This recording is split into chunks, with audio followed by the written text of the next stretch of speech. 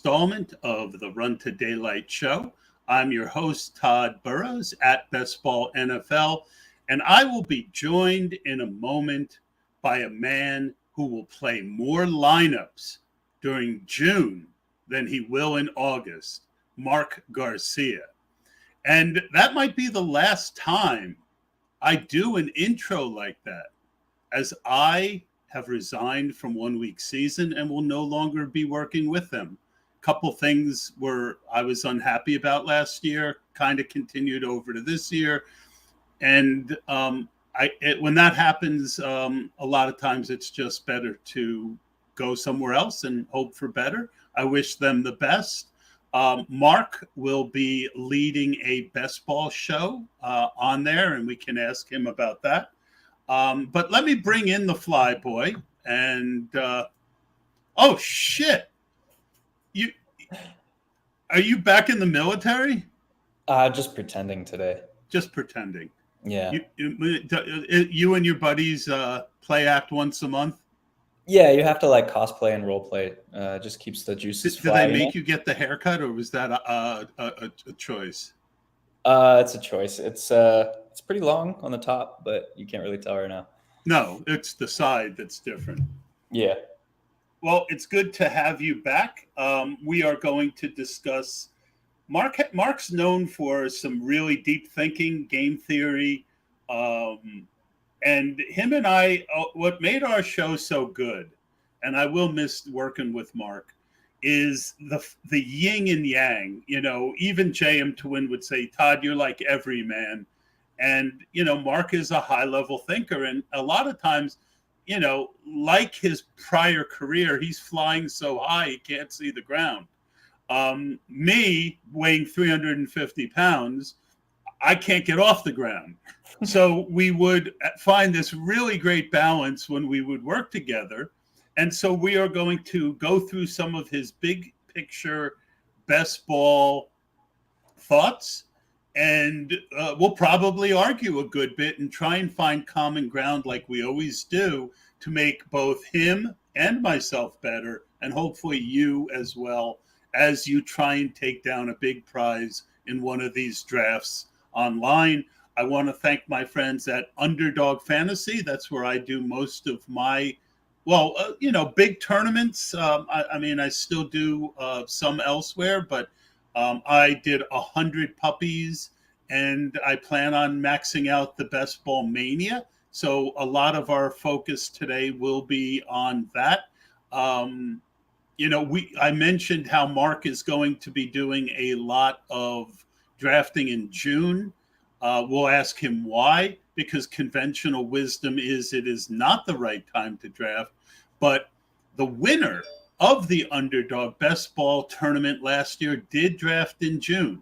So I think you look at the numbers, and I personally taper down, but don't avoid any period, because you never know when the big break is going to come, when that injury happens that opens up someone you drafted. There's a lot of luck involved in a tournament like this, as well as a tremendous amount of skill and putting yourself in the position to get lucky in week 17. But my friends over at Underdog, very supportive. Go to underdogfantasy.com, use the code BESTBALL if it's your first time, and they will match your first $100. So that's basically 100 free bucks. Right now, they have thrown out the puppy but Superflex. I don't draft Superflex much, almost none, because I feel like my instrument needs to be tuned, and I like to stick to the main formats. And also, there's a financial aspect and not spreading myself out too thin. But if you like Superflex and you think you have a nice advantage, well, this is the time to come and attack it on Underdog. Again, if it's your first time, use the code BESTBALL and get $100 with a $100 deposit. You can't beat it. Mark, welcome again. Thanks for having me. Parting is such sweet sorrow. but you've been a very good friend to me, and I know you're going to continue to crush it over a 1-week season. What are your plans right now for the season that you could share? Because I'm sure we'll get a bunch of 1-week season listeners listening to this. Yeah, so we're doing a best ball podcast series, just a straight audio podcast series right now. I just submitted the last team preview over to OWS, so all 32 NFL teams have a little preview in there, and released my top 300 rankings for PPR format. First time I ever did that, so that's kind of exciting over there. And then the standard stuff during the season. Who's your 1-1? CMC. I love that you are consistently controversial. Continue, and I'm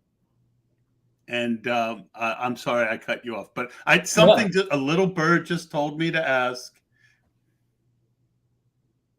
That was what the little bird told you to ask. What my 1.1 was. Mm-hmm. Oh, okay, got it. Well, I mean, I don't think it's a unreasonable take at all. My whole thing is I don't need to take CMC at 1 because I can get him at 2, 3, 4, 5, and sometimes 6. So he is a guy that I want to be overweight on. And people forget that your leverage on the lineups where, like a CMC lineup, some people will say, well, handcuff him if you're worried he's going to get hurt again. Donta Foreman. And I'm like, no. Let's say the most I'll have on a first, second round guy is 15%, right? And I won't go into that, but I've gone into it a lot. The risk of injury is just too high for anybody. Yeah. But even if I have 15%, that leaves me 85% of lineups where a CMC gets hurt. I'm not dead. And what I try and do is be very well overweight on Foreman in those lineups. Mm-hmm. So in the 15% of my lineups, I have CMC. I'm counting on him being the CMC from a couple years ago. And like you and I talk about, Mark, we build towards the scenario that we're drafting in, right? If you put a first or second round draft on a guy, you want to come up with all the ways who else is going to benefit if that happens, correct? Well, in the lineups I don't have him, if he gets hurt, now I have 20% Foreman, and I've really covered that overweight position on McCaffrey very cheaply. Your thoughts on that? Yeah, I think one of the bigger mistakes that's made, and I'll go over the corrective action that I think. I think one of the biggest mistakes is forgetting your headphones. This is true. Yeah. Hopefully the audio is not too terrible. I just couldn't resist. I'm sorry. You know me. I forgot my headphones. That's my fault. Yeah, I'm working this weekend, as you can probably see. I thought you were just showing off at first. This podcast is in no way affiliated with the United States Navy. Obviously, take one look at me and the background. I mean, I'm too lazy to even clean up my background. Never mind put a fancy one in. No, but I think you touched on an interesting aspect, and I think it's a mistake that a lot of people make, and that's not drafting for upside. And I think the fix for that is a simple one. And if you draft with the thought process of every player I select on this team will be a top 12 at their position, then it gets rid of that mindset where you're trying to manage and leverage variance on the same roster. So it'll help you maximize upside without making the mistake of trying to manage variance on individual rosters, I think. All right. So you've done the top 300 over there, and then I interrupted you with a series of probably poorly attempted jokes. What else have you done over there, and what can the 1 week season subscriber count on? Yeah, so there's going to be some new courses coming out as well from all of the main providers. And then we're also putting together a NFL sports betting package that's going to be pretty legit, that's coming out here for the start of this NFL season. And then other than that, standard stuff from me, what you can expect, edge write-ups, and the Saturday podcast. with our pal Zandomir. Brilliant stuff last year. Okay, so you, I joke with you about the big brain stuff, but let's go into what you've uncovered, and let's go one at a time. The first thing you wanted to talk about was the standard. Let me go back before I go forward. Sure. The last couple years, I've taken my best ball knowledge and gotten 30% pass-through rates, right? And lost. Mark's in trouble. Are you in trouble? No, I'm good. Okay. So the last 2 years, I had 30% pass-through rates each of the last 2 years. I had a 20% pass-through. I had a 2x. I forget what average was to get to the second round, but I was 2x in week 15, and I got slaughtered in week 16, right? So I made number one determination is you always want to get better, and you want to always try and avoid what got you the year before. Something you and I did on our show last year every week was it bad process, or was it just variance? And it could have been a little bit of both, but I made the determination this year that I'm willing to give up some pass-through rate to make sure that the teams that do get through round 15 are supercharged to take it to the top. Now, I have gone the more traditional route, stacking and correlating, right? Now, where I feel I have an edge, because what you're trying to do with your stuff is find an edge. Where I feel I found an edge is not everyone stacks both of their quarterbacks. And people correlate, but both of their stacks with both of their quarterbacks. And Hilow is... Are you in trouble? No, I'm good. Sorry. Okay. There shouldn't be any more interruptions. And then and week 17, I make correlations for both quarterbacks if I can, without sacrificing too much value to do it. But I'm also correlating week 16, right? Mm-hmm. Because it's a 1 in 18 chance, 5.5%. I want those teams that do get through to. So I feel that I still have an edge, even though I'm doing what a lot of people are doing, because as you and I've discussed, a lot of people don't understand the theories that they are trying to execute. Mm-hmm. And I feel like I can do what a lot of people are doing because I'm going to do it better. But you have taken it to a different level and with different thoughts. Why don't you explain a little of your overview before we go into the specifics? Yeah, so I started my exploration of this contest, the major contest, from a result and tried to work backwards this year. And what I mean by that is looking at the only historical data that we have is basically just 3 years of it. And without paying any particular attention to pass-through rates. I don't care about what roster construction made it to out of the first round. I don't care about what roster constructions made it all the way to the top 1%, because there's so much noise associated with that data that we have. So what I tried to do is work backwards from a theoretical sense and build what could be considered as the theoretical optimal roster construction. And I'm placing heavy emphasis on the roster construction because I think that there is just so much echo chamber in the industry right now with respect to week 17 correlations, with respect to what the optimal roster construction is.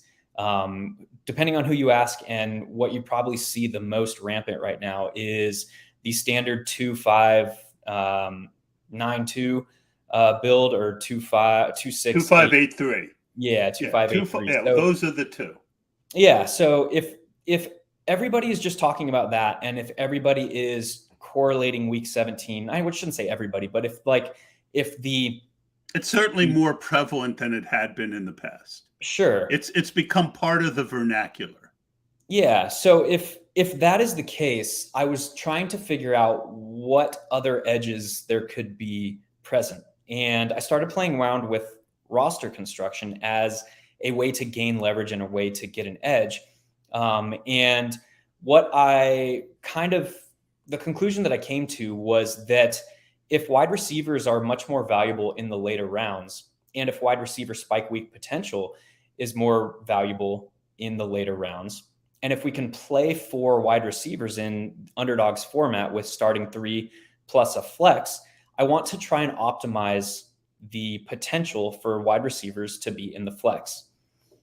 Taking that one step further, if that is the case, that means I only have to play 2 running backs in over the sample size of 1 week, if we're talking about the money weeks, because the importance of the let me first jump round, in for a sec, because yeah. that's an interesting point, and I'm going to go back before I go forward. Mm-hmm. So 2 years ago, what won the tournament was Justin Herzig's 2-4-10-2, right? Mm-hmm. And what he did was he took, because I had him on explaining it last year, he did 4 running back builds with 10 wide receivers, but he took his 4 running backs for the most part in the first 10 rounds. He got 4 really good running backs.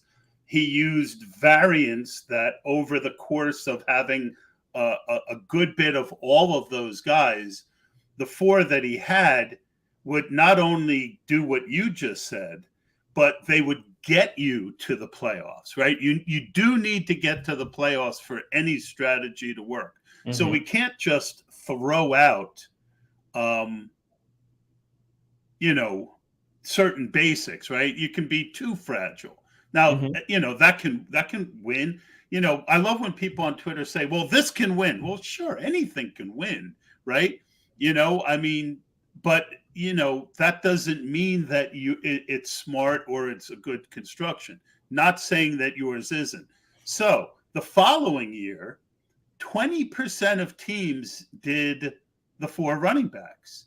Mm-hmm. Every draft I was in, I would see 2 or 3 4 running back teams and 2 or 3 0 running back teams.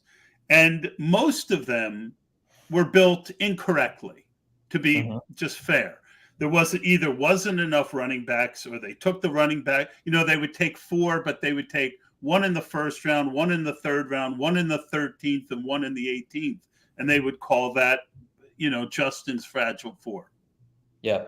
So it really is a combination of whatever style you decide to play, and doing it in a way where you're putting yourself in the best position possible to get to the playoffs, so that your fancy strategy, because the goal is to be pretty unique in the playoffs, right? Mm-hmm. Any fragility is built on that premise. Would you agree? Yeah, 100%. And what is nice about trying these kind of varying strategies on underdog is there's 2 teams that pass through. Last thing. The first round. This year, we're not seeing that at all, right? Because it didn't win last year. What won last year? Anchor running back. Mm-hmm. So now we're seeing a ton of anchor running back. Go ahead. Yeah. So if you're allowed, 2 teams out of every draft to pass through to the next round, and then you have to beat 10 teams, and then you have to beat 16 teams, and then you're playing a GPP style with 470 whatever teams. You have to be able to accept a little bit of additional variance and not sacrifice pass-through rate, but pay attention to the fact that you might not even have to sacrifice pass-through rate on your builds, because 2 teams are advancing from every draft. So if you take that mindset and work it backwards from where I was on my starting point, I came to the realization that there are going to be running backs that, play a fully healthy year. There are going to be lineups that have 2 or 3 or 3 or 4 running backs on them that get to fully healthy running backs for the entire year. Now, I'm not saying that's going to win somebody $2 million this year, but I'm saying that nobody is approaching roster construction from the sense of accepting increased variance on individual rosters to get those super teams through to the next round. And a way that I found to do that is straying from the standard build of, that we talked about earlier, and embracing builds with 3 and 4 running backs on them. Again, not neglecting the position until, going about that strategy through the lens of 0 running back is not a way to do it. You have to get 2 or 3 good running backs. It just so happens that this year in early draft window, I think there are some running backs that are available in the 9th, 10th, 11th rounds that can give you that profile and that upside as well. But it's this weird marriage where it's increasing variance on individual teams to potentially sacrifice pass-through rate, as you described, to try and get super teams into the later rounds. Yeah. And, one way you do that is by, historically, I've gotten pass-through rates by taking values at ADP and not reaching, right? I've amended that because, I'll reach, I would always mix within a tier, right? If I have 6, 7 guys rated about even, I always say the difference, if you were doing projections between the guy at the top of the tier and the bottom of the tier, is only about 30 points, right? Well, that's only 1 or 2 points a week. So I would supercharge my teams within the tiers, right? And also we know at the end of the year, tiers are going to be broken. There's going to be players who outperform and underperform their draft position. So I'm willing to sacrifice more, but then I'll mix it by taking values as well, right? So if I'm up on the board, what I do is, let's say I'm 16 picks away. I'll mark the 16 guys, and then I'll look in that next 10 to 12 range, and I'll see if there's any stacking or correlation plays. And that means looking at everyone I've got, who they play week 17 and week 16. The one 17 I have memorized. 16 is still, I'm old. And then I will add them to my queue as considerations. Then when I'm on the clock, it's very easy with 30 seconds to make how much am I willing to drop to get a correlation or a stack? And if there's nobody in that next 10 to 15, well, then most of the time I'm going to take the top guy that's left, or one of the top guys, and scoop a little value. That's my theory, Mark. Your thoughts? No, I like that. And that kind of plays into one of the things that I want to talk about too, that I coined dynamic draft theory. And that's this idea that so many people are going into drafts. Does it have something to do with drafting in a uniform? No, nothing. No. Just checking. I just feel like so many people are going into drafts with a certain set roster construction that they want to get out, and they're basing it off of their draft position. We go into these drafts with these, like, the ADP pretty much memorized, right? After you've done so many. And it's also right in front of you when you're picking. Yeah. And so many teams are going to look so similar based on where they're drafting in the later rounds, right?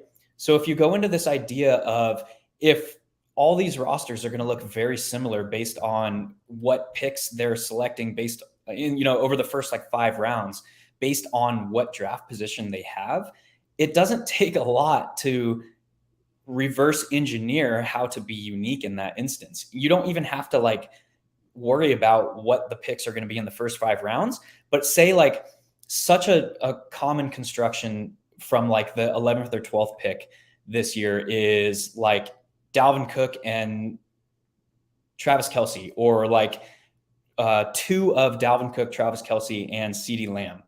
So we'll just use that as our baseline assumption that a lot of the 11 and 12 pick teams, that's going to be their start.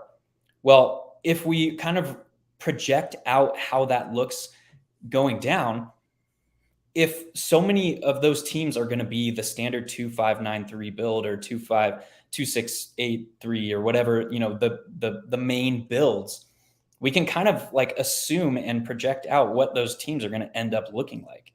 And if you're just playing around with roster construction in those 2 picks of 11 and 12, it'd be like, just build like a 4 running back roster and you're already differentiated, and you don't even have to worry about reaching ADP in the first 5, 6, 7 rounds, because that's kind of where the meat and potatoes are, right? We don't have to get into these like hyper fragile builds, or these like pigeonhole how we're viewing drafting these teams into something that's been done already. We can just like simply like vary how we are attacking the later rounds to fulfill our standard 18 roster spots, and not like worry about being duplicated or fighting against the field once we do get to the money rounds. So it's kind of like, and you need your differentiator ultimately to put up a score in week 17 and 16 that is, you need a surprise. I go back to the Devontae Parker week of about 4 or 5 years ago, where Devontae Parker hadn't played all year. John Brown last year, right? A lot of people advanced 1 round based on that. The field is very short-sighted. And that's why I brought up the whole thing about everyone doing anchor this year, because I do think it opens up fragile 4 running back, and I do think it opens up 0 running back. And both of them are really doable because the dead zone running backs that we are used to seeing in the 5th, 6th, 7th round are now in the 8th to 10th round, because the vernacular of dead zone running back and people pushing up wide receivers. I mean, you can get Miles Sanders in the 7th, Singletary in the 10th, Penny in the 11th or the 12th, Edmonds in the 11th or the 12th. If you start with, so whether you want to go 0 anchor or 2 really good running backs early, you can do the fragile 4 and still have very good running back room. Yeah. And like, to, I guess, relay that example in another way, like say a lot of teams are, or have had the start of like CMC and Saquon Barkley, right? Getting CMC in the early 1st and getting Saquon in the late 2nd. That's been a very common first 2 round starting build. Well, if we know that all the teams that have CMC and Saquon starts are still going to get 5, 6 running backs, like, I've taken that example and been like, well, I can just get like CMC, Saquon, and then pair it with like Travis Etienne in the 4th. And then those are the only running backs I'm taking on that roster. Because if I assume, and if I draft through the lens of those 3 guys are going to finish top 12 at their position, and I'm going to get a full, 14 weeks of having 2 of those guys healthy, then I can just draft the crap out of the other positions, fill up like a 2-3-11-2 team, and just have this like potential super team in the money rounds, because I've accepted the additional variance early with those running backs saying that they are going to be healthy and finish top 12 at the position. Yeah, I actually like that. Mike Beers came up with a robust running back, and that was basically back in the day when running backs went real early, take 1 in the 1st, 1 in the 2nd, 1 in the 3rd, and then stop, right?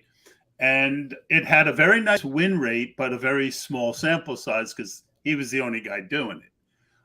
But did you finish explaining what your dynamic draft principle was?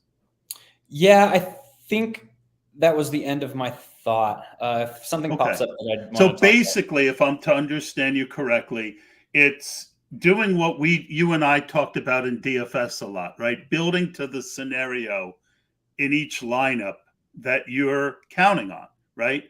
And you just explained it very well. Well, if I take 3 running backs and stop, well, I'm assuming that those 3 are going to be good. Now, me, I still like having a 4th, but in that case, maybe I don't take a 4th in the 7th round. I take a guy who is a backup for someone You said CMC, Barkley, and ETN. ETN. Okay, so let me look. Madison. Maybe I take a Madison as my fourth, right? Mm-hmm. But I get your point too, that having 11 wide receivers when nobody else does gives you more shots at big weeks out of those wide receivers in the playoff weeks. Yeah, because what you need is, like you alluded to earlier, you need that like flash in the pan. Where did that come from? Wide receiver score to beat 10 people, to beat 16 people, to beat 470 people. It's 18. So yeah, so second round's 18. It's 5.5% chance of advancing, if my memory is correct, and I think it is. I want to talk about one other thing. Mm-hmm. People ask me sometimes, well, if you correlate, do you also correlate week 15? I don't even look at week 15. My theory on week 15 is, it's a 1 in 10 shot, right? That is your best, easiest shot in underdog, right? A 10% chance. If you've built with good, so the other thing is, a lot of teams that make it to that week are broken. They had great starts. They got there, but 2 or 3 key people got injured late. They're not going to play week 15. There are a lot of broken teams that make it to week 15. So if you're assuming that your healthy teams are alive in week 15, I don't need a ton of luck to get through to that next round. So I don't want to take, because the more things that you worry about, the less focused you'll be on week 16 and 17. So, when I'm on the board, I'm looking at, okay, what's the best value? All right, do I need a stack? Okay, do I need a week 17 correlation? And if the answer to all of those is no, now I'm looking for a week 16 correlation. Or sometimes what I'll do, because let's face it, week 17, you need, your main stack I'll build for week 17. My other quarterback I'll build for week 16. And basically what the thought process is, if this team gets to week 16, I want a really good game for my second quarterback. And if that works, now I've got my A stack for week 17. The chance of you needing both in the same week, I'm not so sure, because getting there is just as important, because that's where you can break even, right? Once you get to week 17, you have a very good chance of breaking even. Sure, I want to have correlations for that week. Your thoughts on that? Yeah, no, there was a lot of good stuff in there. The first of which I wanted to highlight was the fact that there's going to be really, really broken teams in week 15. Again, that's a product of just kind of the variance that is associated with a full NFL season, but also the fact that 2 teams are advancing from every draft. So you're going to have these teams that squeak through that are completely broken. And it's a little bit of luck of the draw of your seeding and how you get placed with these teams in week 15. And that's just another piece of the variance puzzle.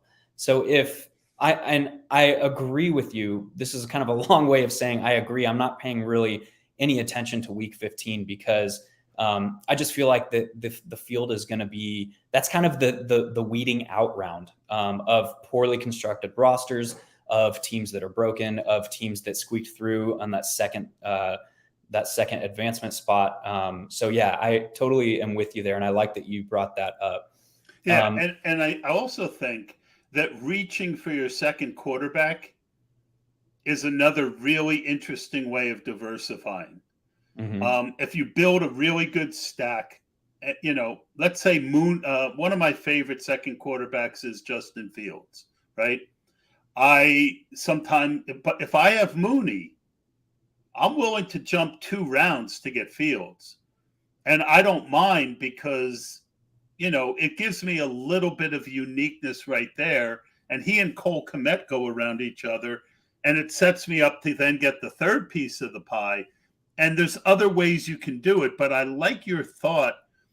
Maybe you do want to, what I don't like doing is jumping from and putting a third round guy and taking him at pick 13, right? To me, that's poor process because, the value is tilted so heavily early.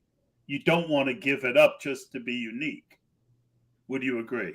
Yeah, I'm pretty much treating it as the first 7 rounds are deciding what build I'm trying to put together.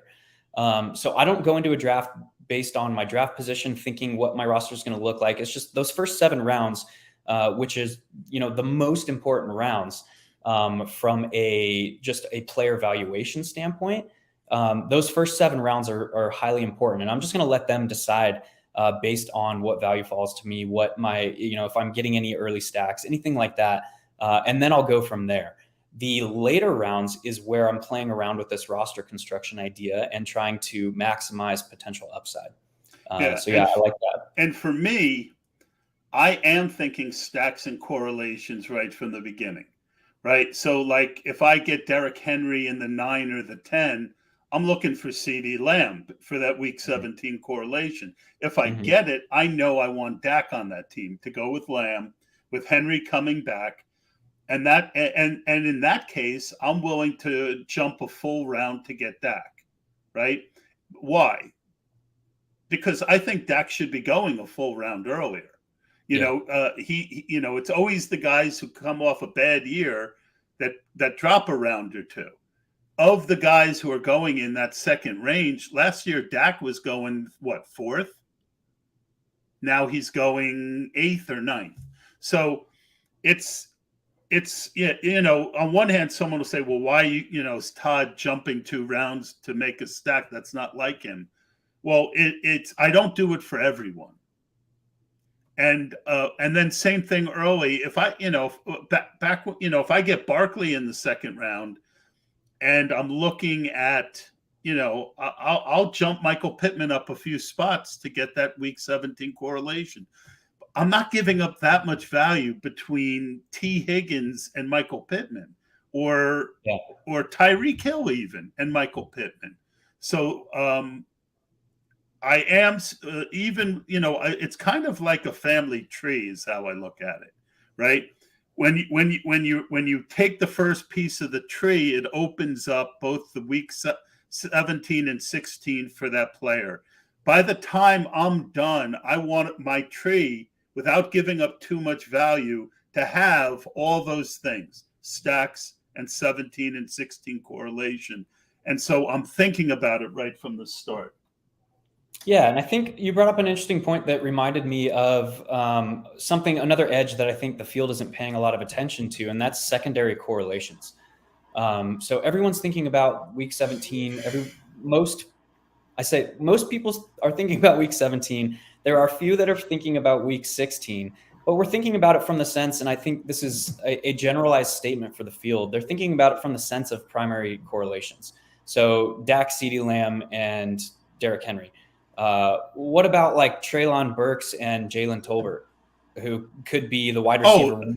Not everyone works out the way I want different ones. Yeah. I mean, I love Henry and Lamb, and maybe out of 150 teams, I'll have 5 of them, but I might have 25 Daks, right? So I'm going to have some Daks more with Lamb, with Burks, or even Robert Woods.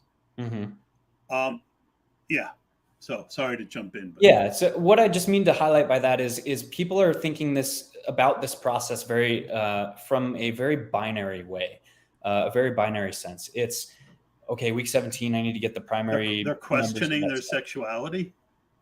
No, not about that. But yeah, it's just what other ways? So there are not a lot of people that are talking about certain game stacks in week 17. Jacksonville, Houston is one. Minnesota, Green Bay is one. These games that you missed my favorite. Yeah, these games that could turn into these and Detroit. Yeah, Chicago and Detroit. These games that in could a dome. be sneaky shootout games. take that game theory thought one step further. The people that are thinking about those games, are they likeliest to be only thinking about the primary stacks from those games? Like Travis Etienne and Brandon Cooks, for example, from an understacked game, or Justin Jefferson and Aaron Jones from another understacked game. Likely, they are only thinking about that. The ones that are thinking about those games are only thinking about the primary stacks from them. So taking that one step further and another edge is getting these secondary correlations from understacked Week 17 games. For example, from Green Bay, from Green Bay, Minnesota, throwing out Adam Thielen and Robert Tonyan. Could Tonyan score 2 touchdowns? Yep, maybe. Yeah, I don't know. But like getting these under. Well, especially if it's not I like doing that more when it's not my main stack, right? Yeah, and that's with what I'm my saying. main stack, I want, but again, this is where correlating comes in. If I have Adam Thielen, but I don't get Kirk Cousins or Aaron Rodgers, I still want a Viking. At about neutral value. And I don't care which one it is. I don't care if it's Osborne. I don't care if it's Irv Smith. All those little that's why I called it the family tree. It's almost like a puzzle. The more pieces you put together, the more correlations you put together at neutral or slightly under value. And let's face it, once you get past round 12, tiers are like 30 guys, right? I like the way that you're referring to it as a tree as well, because where does my mind go as a game theory guy? It's like a decision-making matrix or a decision tree. Correct. And that's exactly how I'm doing it. Yeah. Every subsequent decision is a branch off of the previous decisions that were made. And if you think about your 18 decision points, which is your 18 rounds in a draft, if you think about it that way, then it's easier to conceptualize how roster construction will come together, because you're viewing each decision point as having these infinite amounts of decisions that could stem out from it. But each decision point leads you to a different area of that tree. So it's a way to conceptualize the advantages that I'm trying to talk about here. Yep. And I'm going to ask you about one of your other key points here in a second. But there's so many different ways that you can be just a little different. I had one draft the other day where I got to the 18th round, and clearly the 2 best players left on the board were quarterbacks. Now, I'm a big 2 quarterback guy, and one of my quarterbacks was Kyler Murray, and I think the other one was Daniel Jones. Now, normally I would have stopped. But what did I do? I've got value on Carson Wentz, and I forget who the other quarterback was. And so I look at my team, and lo and behold, Terry McLaurin was sitting there.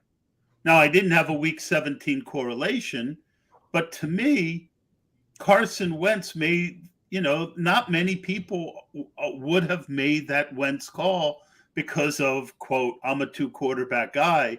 But to me, I felt that decision both gave me a better chance of moving on to the next round, because Kyler Murray has gotten dingy few game injuries each of his first couple years because he's small and he runs. But it gave me a sneaky stack.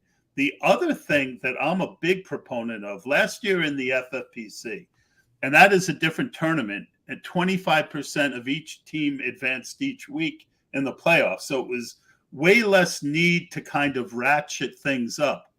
But 11 of the 12 teams in the finals had Mark Andrews. And only 2 of them, myself being one of them, had Hollywood Brown. So a lot of times, even if I don't have the quarterback, one of my tiebreakers is putting a second valuable piece with one of my early round players, because your early round guy could get you to,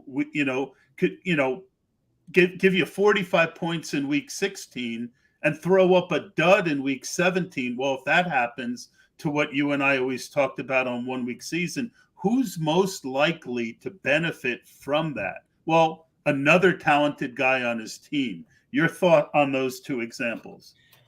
I really like that example, actually, and I hadn't thought about it until you just brought it up, specifically with Baltimore last year, because why did Mark Andrews finish as the top tight end? Well, the Ravens struggled with injuries on their defense, with their quarterback, with their offensive line. They ended up throwing the football 10 more times last season when compared to 2020. And Tyler Huntley looked for him more than Lamar Jackson did. Yeah, so that is massive. But if you talk about like what that did to the team, well, obviously there's much more potential for everybody to be a bigger contributor. So that was super sharp with Mark Andrews and Hollywood Brown, because the causal factor of what led to Mark Andrews absolutely erupting affected every other pass catcher on that team. And I did it last year because Hollywood was just too cheap. Like, I wasn't thinking game theory, but I noticed that it worked, and it put me in a very good position.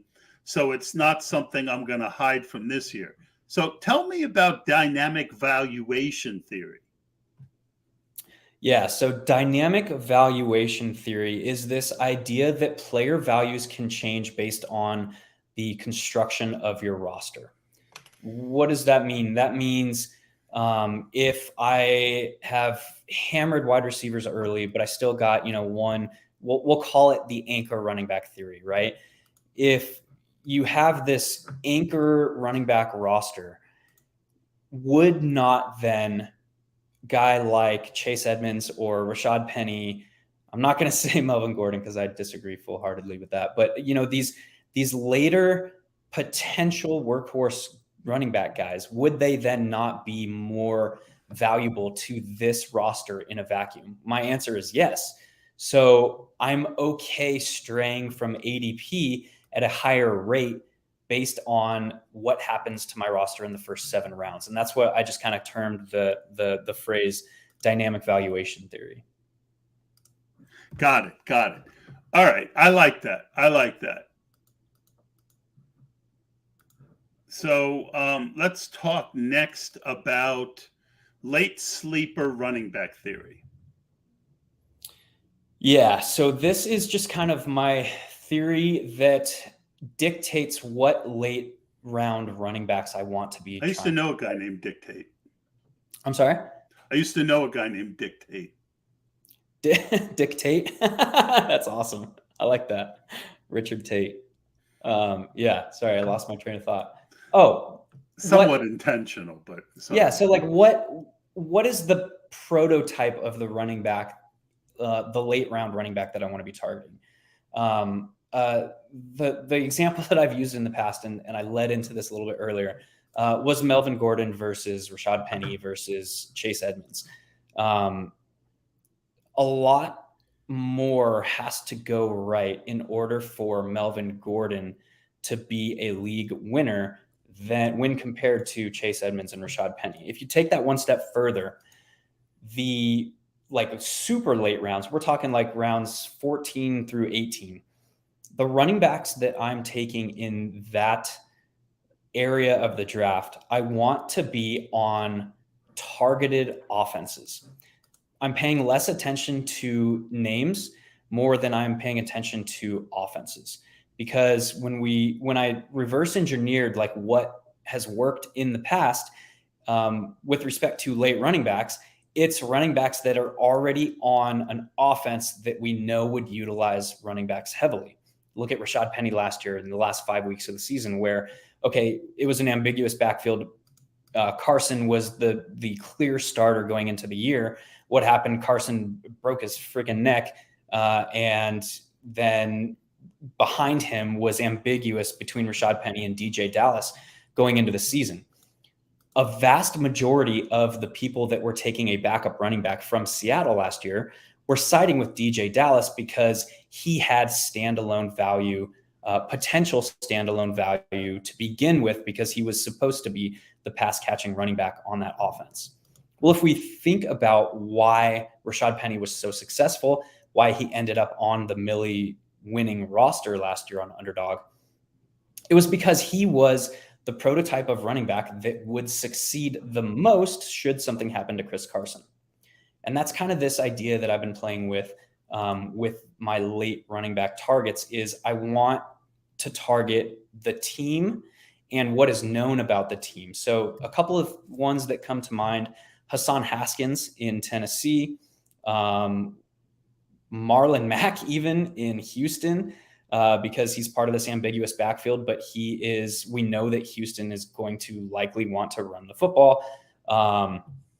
Other ones are, obviously I talked about Chase Edmonds and the ambiguity associated with that situation, but that we know that offense is going to be built likely around this dynamic outside zone run scheme, of which Chase Edmonds is highly proficient in.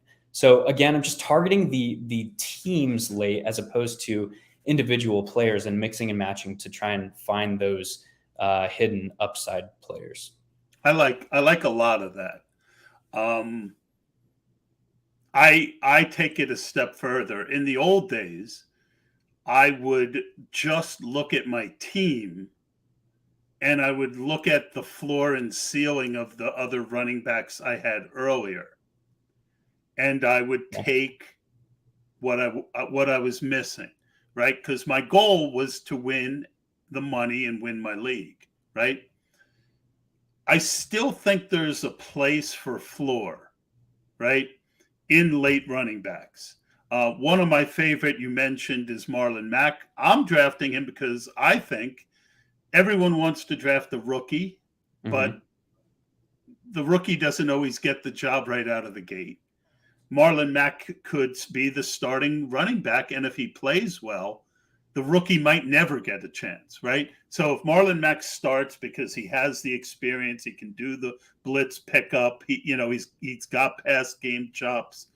If he comes out and does really well, they're never going to just say, "Hey, well, let's put the rookie in."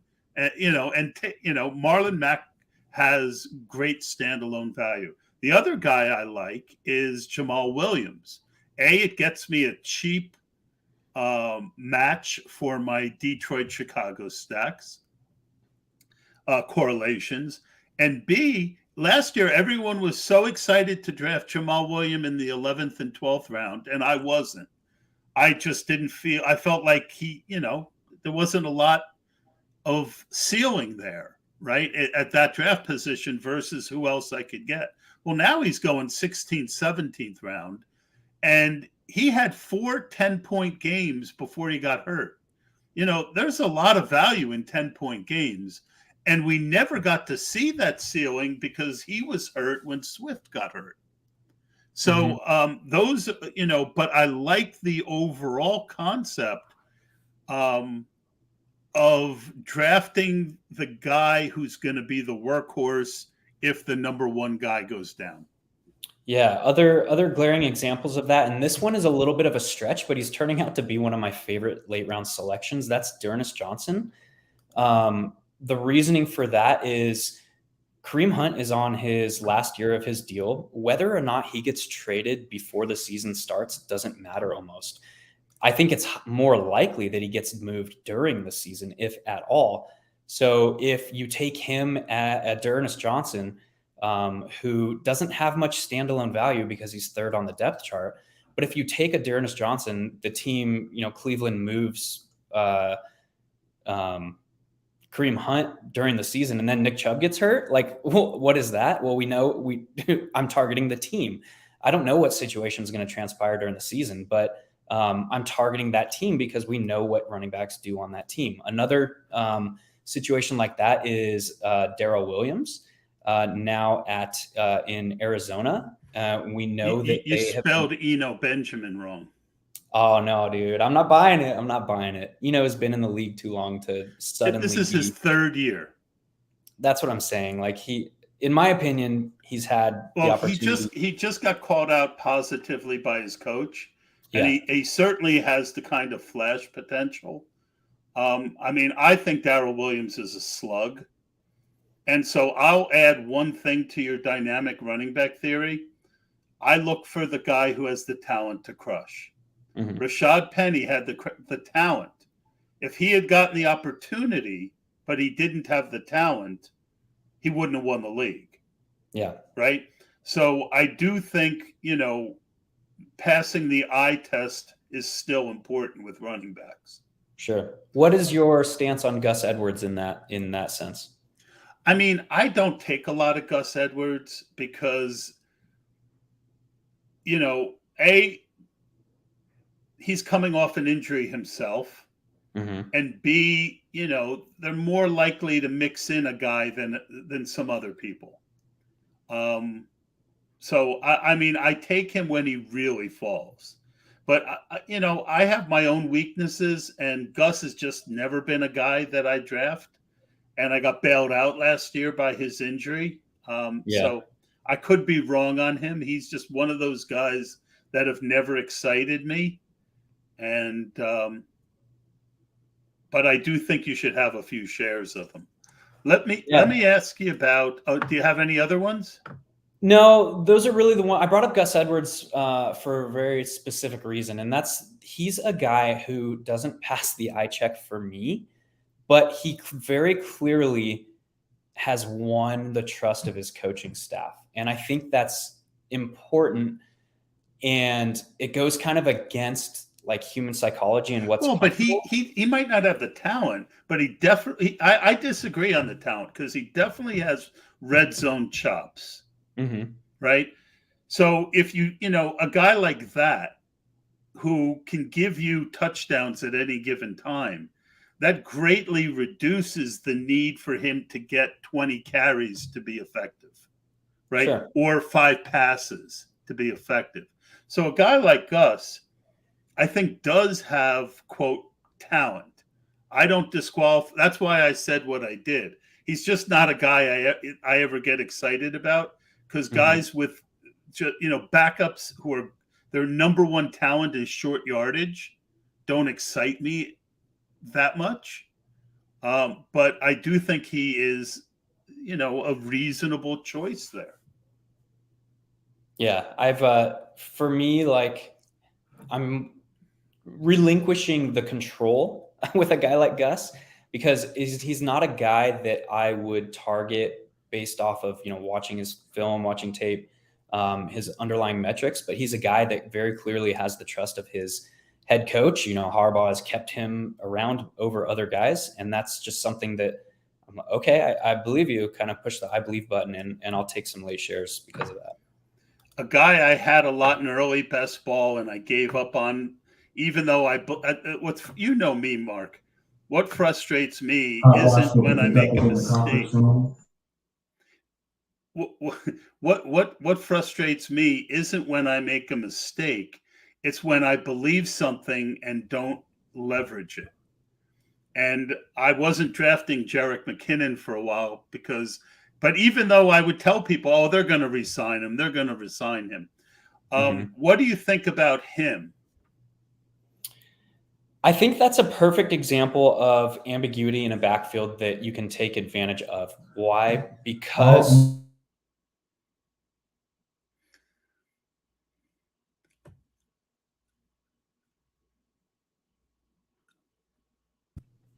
sorry, there's command announcements going on. This is all very exciting. Yeah, especially since I just finished Stranger Things.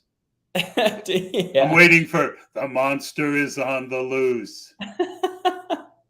That's basically a day in the life of Navy is hunting monsters. Yes. Much.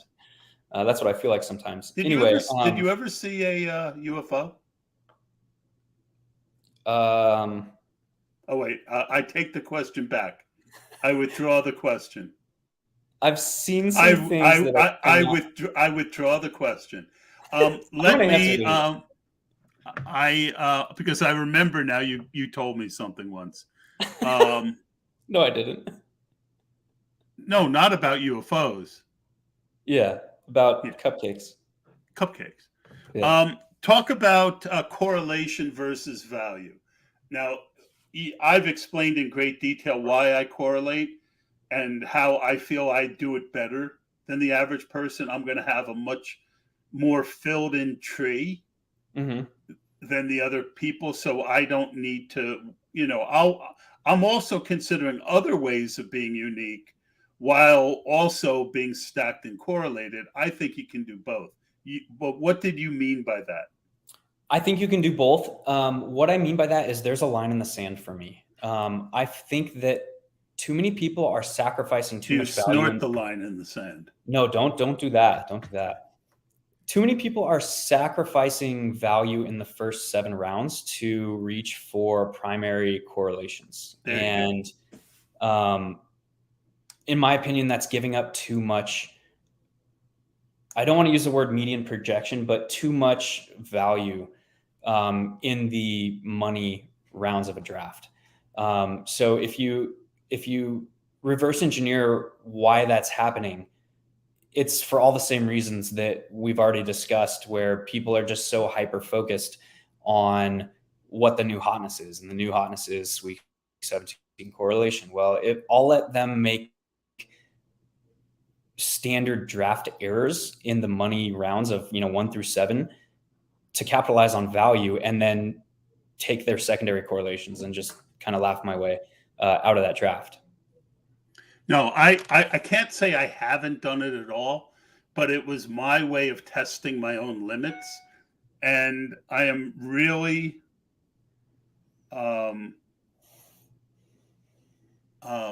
sorry, I got a tweet from someone annoying. Not a tweet, a text message. Long story short, I agree with you, but I think I had to make a couple mistakes to come to that conclusion myself. And now someone's trying to call me. So I agree with that for the most part. You don't want to bleed value to correlate. Mm-hmm. One of my old rules was never drop a tier to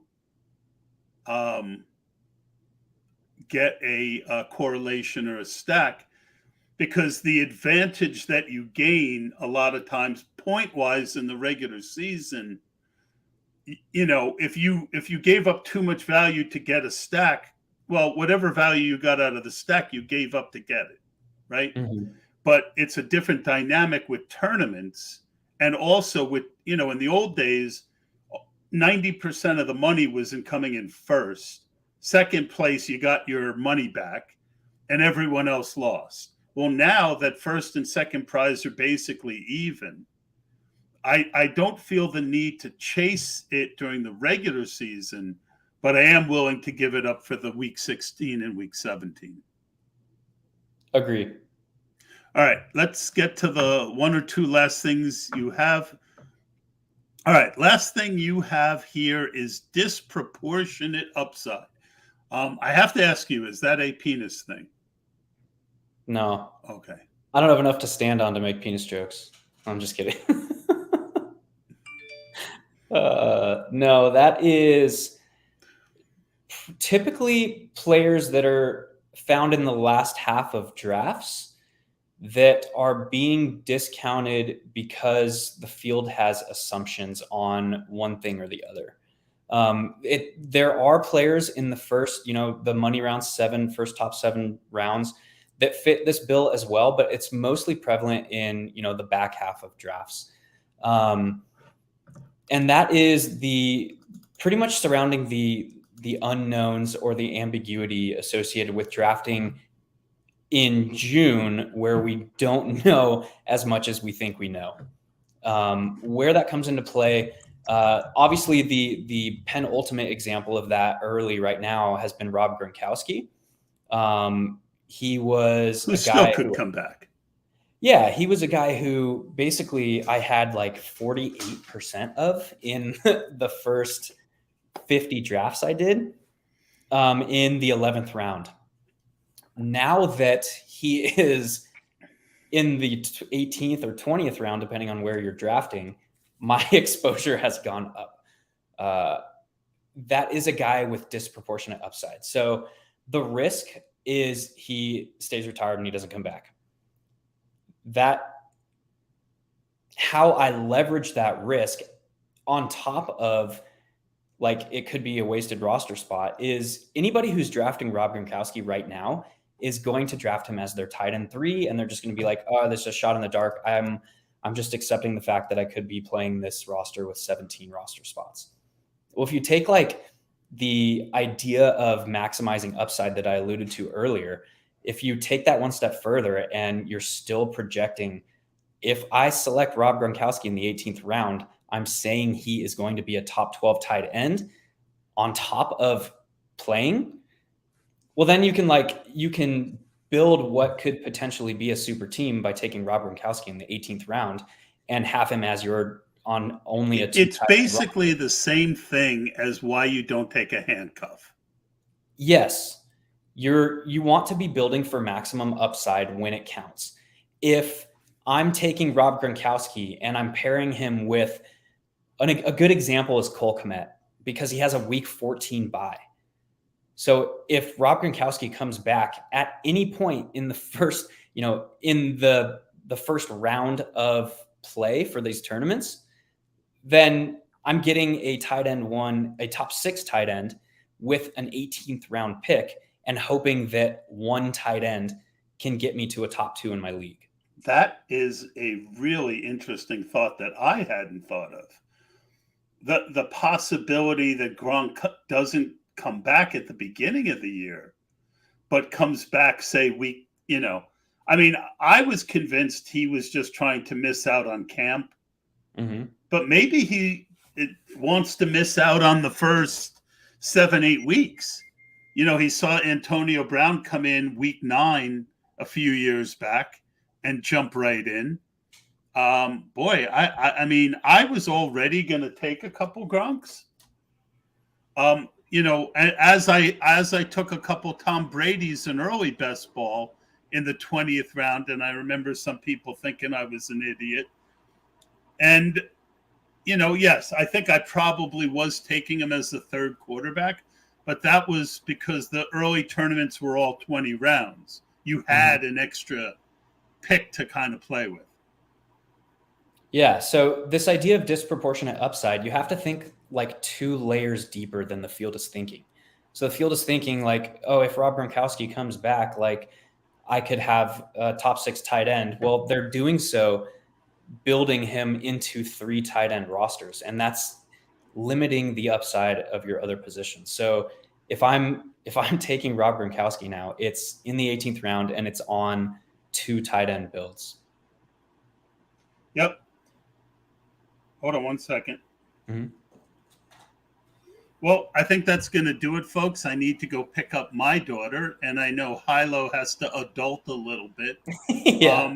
I want to thank you for making the time to do this and show everyone your uniform. Yeah, so pretty. Try and stay out of Stranger Things kind of controversies. And again, I think that we disagreed way less than I thought we would. And I think that the last thing I do want to ask you is, you're doing a ton of drafting in June rather than August. Conventional wisdom is August. Just take us out here with why you're doing that. I think people are thinking about the varying draft windows incorrectly, in the sense that they're just looking at where the high pass-through rate teams are being drafted. If you think about ADP and how it changes throughout draft season, of course people are going to have a higher draft or pass-through rate when you're drafting in August and even into early September. Why is that? Well, because ADP is more firmly set and you avoid all the pitfalls.